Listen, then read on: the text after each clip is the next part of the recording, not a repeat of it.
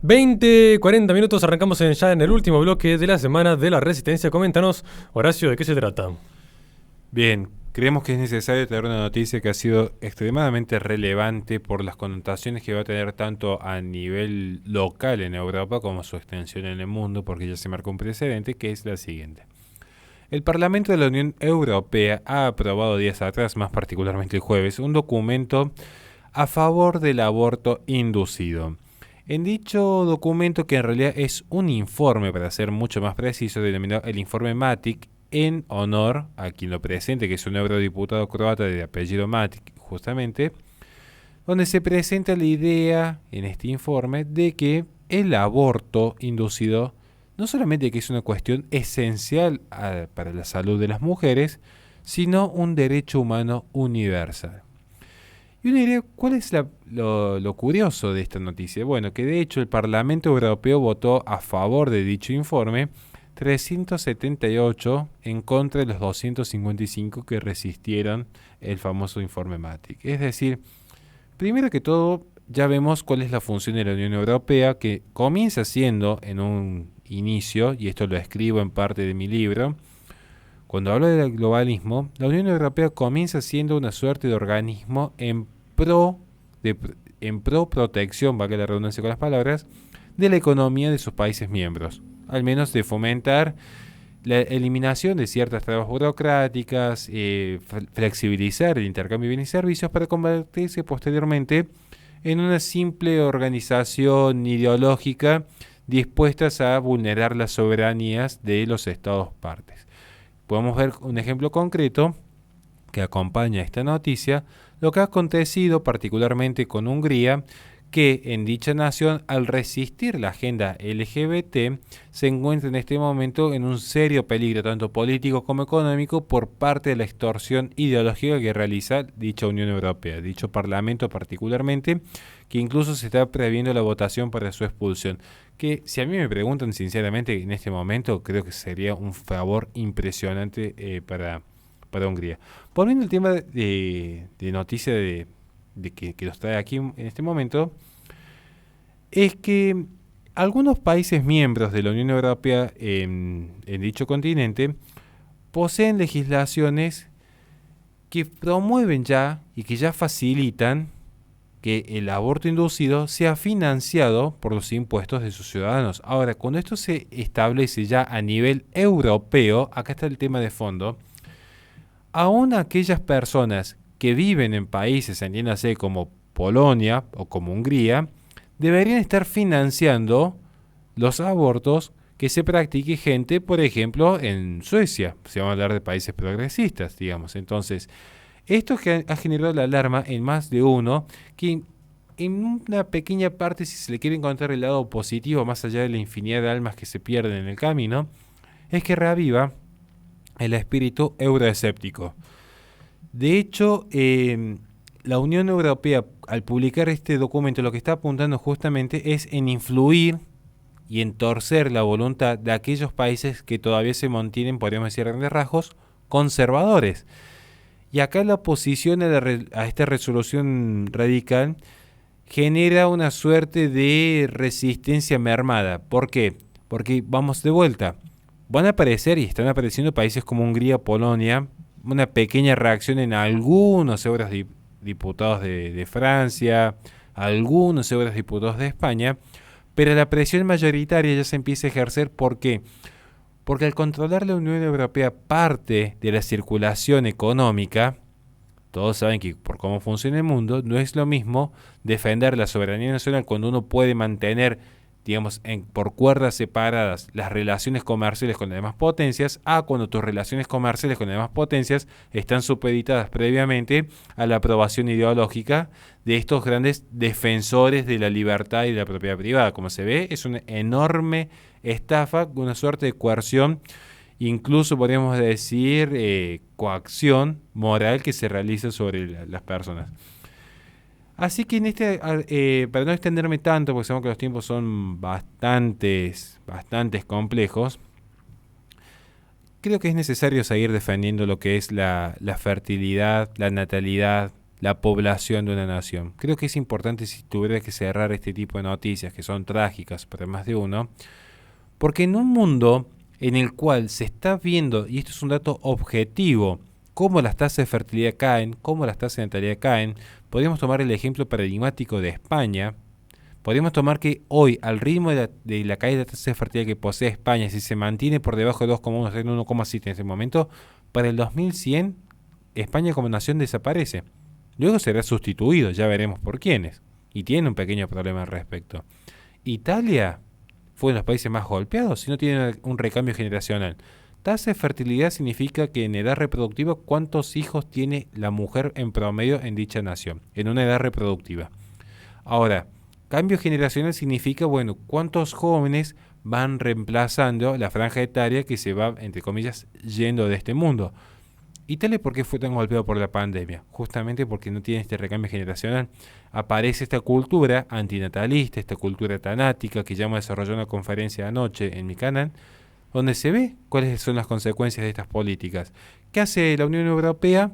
Tomar medidas en el asunto, incentivar y promover formar familias, decir, bueno, a quienes se casen y tengan hijos, el Estado les va a ayudar con créditos fiscales, lo va a ayudar a que tengan su propia casa, no estamos diciendo que les regalen un hogar, pero al menos no lo van a exprimir con impuestos, fomentando justamente esta idea. No, ¿qué se hace? Se promueve el aborto inducido, es decir, que los impuestos vayan justamente a financiar el suicidio de una nación, porque es esto en última instancia, es aniquilar a esos seres humanos que iban a mantener con vida de dicho pueblo. Y sin embargo, los pueblos en Europa están desapareciendo. Pero insisto, en física no existen los vacíos. Si uno se va, alguien entra. Vayan a preguntar a los españoles cómo le está yendo con los menas en este momento, antes de empezar a dejar sus insultos en los comentarios. Sí quiero ya, para finalizar, y con esto ya no extenderme más, que mucha gente dice qué medida progresista, y habría que ver también cuál fue la empresa que también se está viendo beneficiada, porque detrás de eso hay un negocio millonario. Bien, nuevamente aparece la versión IPPF, pero versión hemisferio occidental.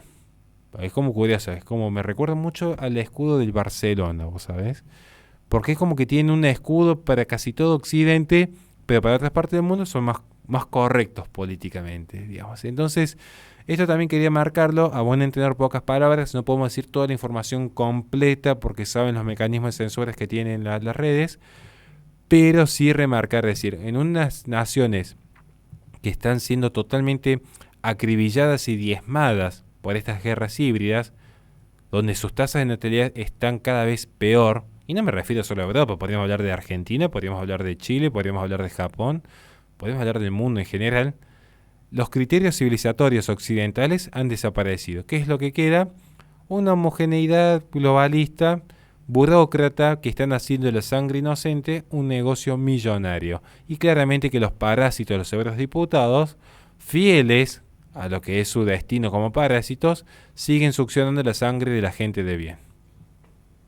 Te hago, Horacio, una breve pregunta antes de cerrar con este bloque.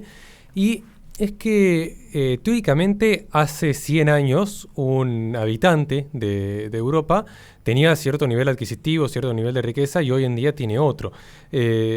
Supuestamente, a ver, se dice que hoy en día, si no me equivoco, ¿no? Vos me corregirás, hay una mayor capacidad adquisitiva por parte del pueblo europeo que lo que tenían hace 100 años, ¿o no? Sí, en principio sí, igual es un dato muy relativo. Bien, entonces, ¿por qué la principal excusa que pone el europeo promedio hoy en día a la hora de no tener suficiente cantidad de hijos es, bueno, pero a ver, no me da el presupuesto para mantener a más de 1 o 2 hijos si sus abuelos y bisabuelos tenían 5 o 10 hijos por pareja? Es muy buena la pregunta, y creo que es la pregunta más compleja que se me ha hecho alguna vez. Porque esa es la tesis, es una de las principales tesis de mi libro. Muchas veces se dice que la cultura antinatalista viene justamente por la idea del aborto inducido. Es un negocio millonario, pero mi tesis, hay distintas, digo, claro, ¿no? En realidad las tasas de fertilidad y natalidad no caen precisamente por el aborto inducido, sino por esa cultura del materialismo. Es decir, bueno, me quiero recibir, después quiero viajar por el mundo. cuando se sale el foro de Davos que todos dicen es re comunista. Cuidado, cuando se dijo no poseerás nada y serás feliz, no poseerás casa, no poseerás propiedad porque es todo un sistema de licencias, alquilás una propiedad de un año, alquilás el Windows un año, alquilás el auto un año, cuando te cansás viajás a otra parte del mundo y seguís consumiendo, digamos. El ciudadano del mundo, el carpe diem, la sociedad sin lugar, la sociedad sin tiempo. Y ahí aparece esta cultura antinatalista que bien has marcado vos. No es que carezcan de, digamos, de recursos para sostener una familia. Es la cultura que los invita a ser libre, al no quiere estar atado a niños. De hecho, la cultura del child free surge principalmente en Inglaterra. No es que surgió en Etiopía ni en Mongolia. Y eso como un punto que es fundamental que has tocado. Otra cuestión, pero sí, por eso digo, también voy a tratar de ser un poquito justo, como intento de joven y también como padre de familia. A ver, hay muchas excusas para no tener hijos. Y esto es real. Pero también es cierto que si uno veía que antes, uno decía, había menos riquezas, entre comillas, había menos riquezas, sí, pero antes, por cómo funcionaba la sociedad, por eso no quiere echarle solo la culpa a los jóvenes, trato de ser lo más equitativo, por cómo funcionaba la sociedad, un hombre tranquilamente, con un trabajo promedio, podía trabajar de sol a sol y tener 4 o 5 hijos. Y vivían bien, para lo que era el estándar de vida de esa época. Pero hoy, tener un hijo, se lo digo por experiencia, entre el asientito del bebé, entre la obra social, entre empezar a sumar gastos, y decir, che, pero tenés un patrimonio más elevado que el que tenían tus padres y mucho más elevado que el que tenían tus abuelos. Sí, pero eso no significa necesariamente que sea mayor poder adquisitivo comparativamente a la sociedad de antes, porque antes también había menos bienes, menos servicios, pero te podías tranquilamente sostener una familia de 5 o 6. Hoy no es tan sencillo tener 5 o 6 hijos. No es que también puede llegar a haber, especulando, ¿no? Algún tipo de intencionalidad en esa... Pero totalmente de acuerdo, la tesis de mi libro, o sea que coincido plenamente con vos, pero trato como también de ser un poco más condescendiente con los jóvenes, que entiendo que no pero les... que claro, no es algo de los jóvenes, sino que están sumergidos adentro de este contexto que el sistema los obliga a actuar y pensar de esa manera.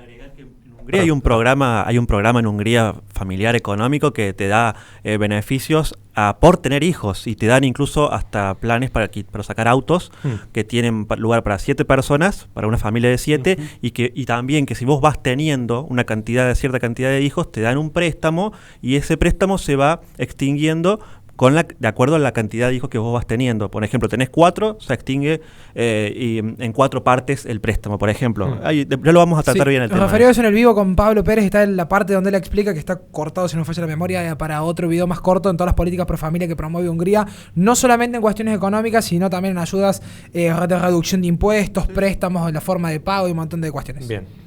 Les recordamos a la gente que este programa se transmite todos los lunes de 18 a 21 por Play FM en Córdoba, Carlos Paz, Tucumán y San Fernando del Valle de Catamarca. Posteriormente se suben los videos al canal de YouTube de La Resistencia, donde en la descripción de los videos tienen nuestras redes sociales para que se comuniquen con nosotros en caso de que quieran colaborar con este espacio. Vamos a un corte y enseguida volvemos